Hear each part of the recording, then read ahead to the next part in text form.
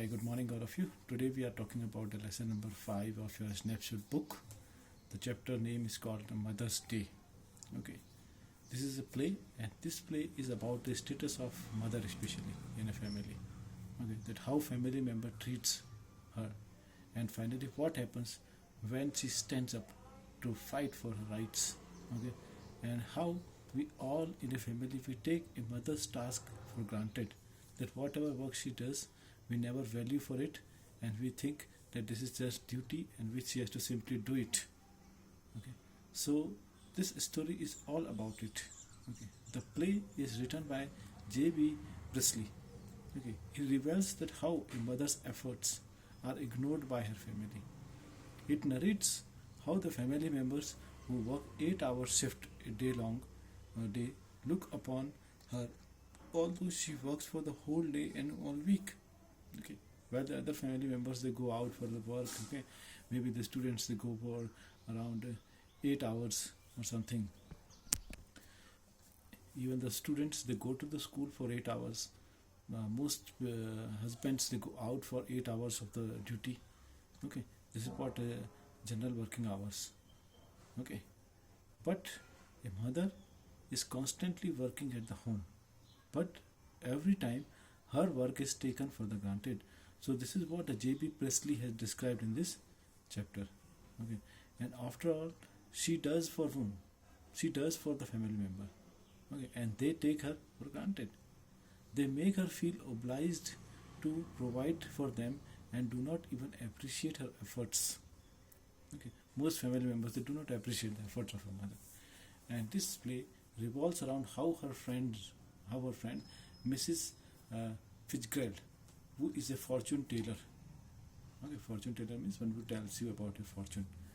Okay, she's a fortune teller. Help her to earn the place and respect in her own family. Okay, and respect she deserves as the woman of the house. Okay, so this is all about the Mother's Day introduction.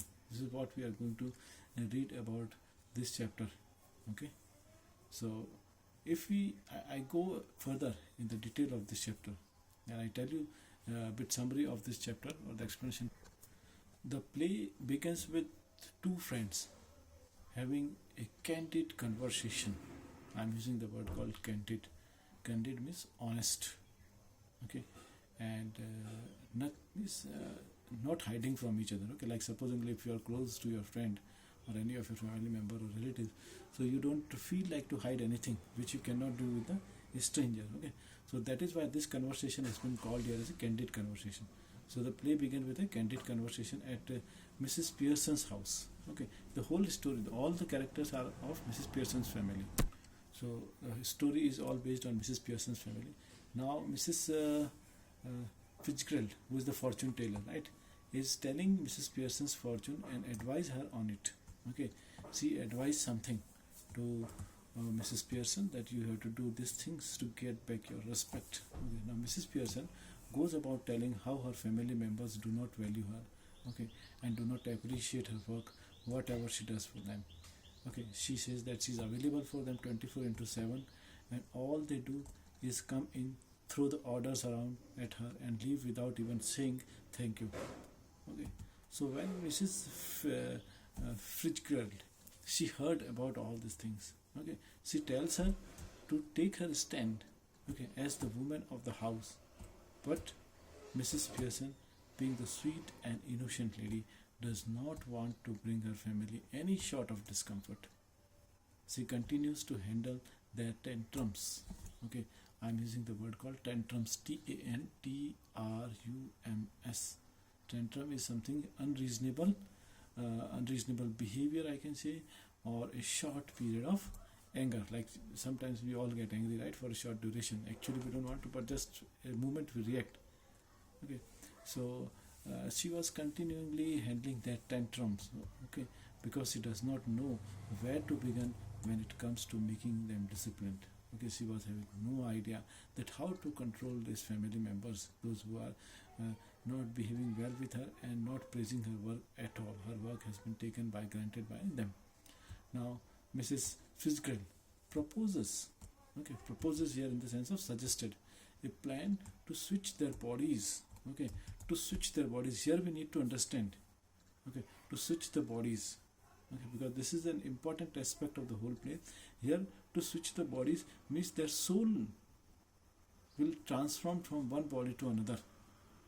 Okay, Mrs. Pearson's soul will get into Mrs.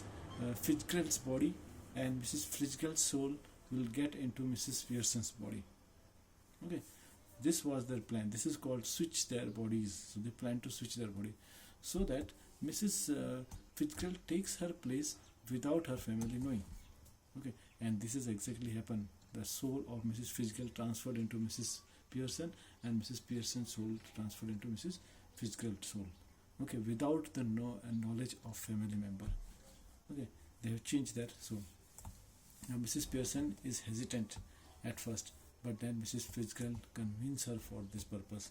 Okay, now Mrs. Fitzgerald performs her magic that she would learn from the East. Okay, she was knowing some magical, Mrs. Fitzgerald was knowing some magical tricks which she has learned from some Eastern countries, and their personalities are changed now. And what happened, that as they transformed this, their personalities were changed for both of them. Now Mrs. Fitzgerald is actually in Mrs. Pearson's body, and vice versa. Vice versa means opposite of that. Also true. Now, new Mrs. Pearson. New. I am using the word new Mrs. Pearson. For whom I am using the new Mrs. Pearson is used for Mrs. Fitzgerald here. Okay. So now new Mrs. Fitzgerald tells to Mrs. Fitzgerald, okay, to go to their house for the time being. She said that you go to your house for some time. Now at this moment in the play, Doris Pearson, okay, daughter of Mrs. Pearson, who's the Doris Pearson is a new character here, and she is the daughter of Mrs. Pearson. She enters the scene asking for the tea and ordering Mrs. Pearson to iron her yellow silk. Okay, she enters into the house, and as usual, as a regular routine, she come and she put the order on Mrs. Pearson. Okay, without knowing that in the body of Mrs. Pearson, who is there now? Mrs. Fitzgerald is there. Okay, she simply put the order. She says that where is my tea? Where is my yellow dress?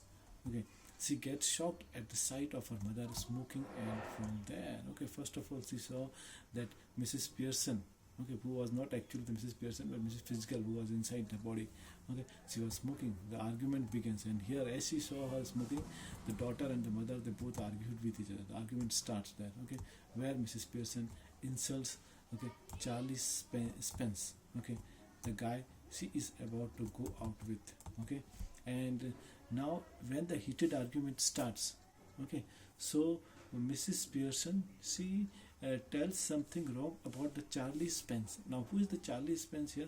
Charlie Spence is one of the male friend, okay, of Doris, okay, with whom the Doris very often go out to visit. Okay, now Doris leaves crying, okay, and Doris started crying, okay, and now Cyril, her brother. Cyril is a brother of Doris. Her brother enters. Now another person enters, and he comes in asking for the tea and something to eat. He too is amazed at having come home to see that there is nothing to eat and no tea to drink. Okay, and as Cyril come at the home, he was also surprised to see that there is nothing to eat, and the tea was also not ready on that particular day. Now, upon asking if anything is wrong, okay, so he was quite surprised, and he asked to his mother, Mrs. Pearson, that everything is all right. Okay, so Mrs. Pearson tells him that she had never felt better. Okay, now Cyril gets annoyed but angry, and the Doris joins him, where they are told that Mrs. Pearson might even take the weekend off. Okay, next, George Pearson enters the scene. Okay, and who is the George Pearson here? The George Pearson is the husband of Mrs. Pearson. He enters, and he was also surprised to see the scene, shocked to see his wife day drinking. Okay, and he was surprised that his wife was drinking in the daytime. And what he does, he announces that he has some special match at the club, and that he won't be requiring any tea this afternoon. Okay, on being told there is no tea, he gets annoyed again. Right? And the husband also gets angry. Mrs. Pearson mocks him for getting annoyed. Okay, mocks means M-O-C-K-S. Mocks means to copy something or somebody. Okay, so she copy him. Okay, for getting annoyed. at not getting something he did not actually want. She tells him about the names they call him at the club. She further taunts him that this would not have happened had he stayed at the home once a while. Okay. After a while, Mrs. Fitzgerald enters. Okay. She interferes in their family matter. Now Mrs. Fitzgerald also came over there. Okay, and who is the Mrs. Fitzgerald? Mrs. Fitzgerald is the actual Mrs. Person. Okay, she enters and she interferes in the family matters there. Now George, the husband of Mrs. Person, he gets annoyed. Okay, when Mrs. Fitzgerald calls him by his name. Okay, because Mr. George was not knowing that actually Mrs. Fitzgerald is his wife. Okay, because only the soul was changed, soul was transformed from one body to another. But just like it had been happening all day, Mrs. Pearson barges means push into a situation. So Mrs. Pearson barges into to bring George on the track. Doris enters the scene, and she too is not very pleasant. Okay, to Mrs. Fitzgerald. Okay, now Mrs. Person brings her on track 2. At this point, Mrs. Fitzgerald, okay, who is actually Mrs. Pearson, okay, loses her cool. Okay, when you loses your cool means you get angry. Okay, so she gets angry and asks the family member to excuse the two friends for a moment.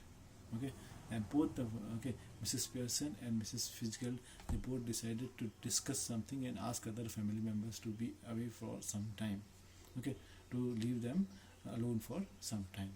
She promises them that she knows how to make the situation better.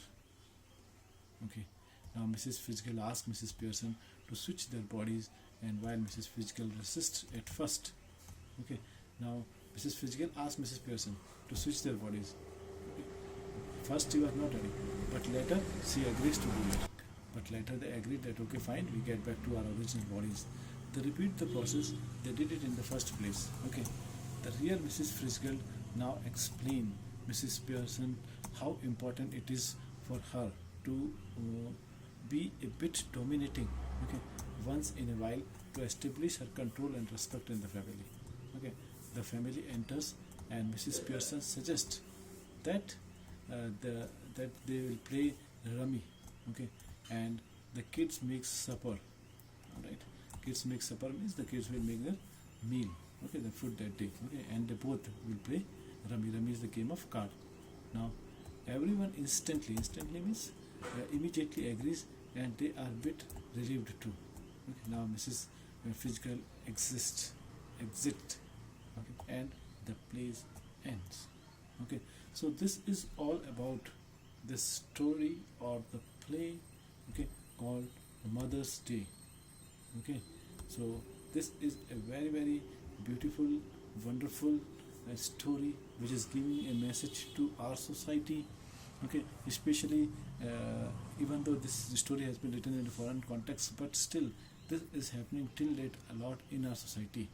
Okay, due to the lack of respect for women, especially in our family, in our home, we take their work for granted.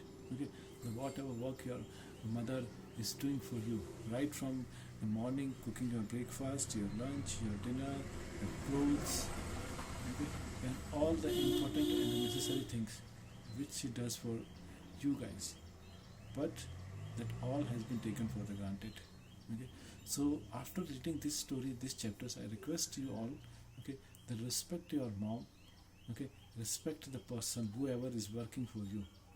Okay, this is not only about the mother, but any person who is working for you directly or indirectly. We need to respect them. Okay, because these small things matter big. Okay, just imagine if one fine day, if a maid servant may not come at your home, so the chaos remain into your house. Okay, and everything get disturbed. So why?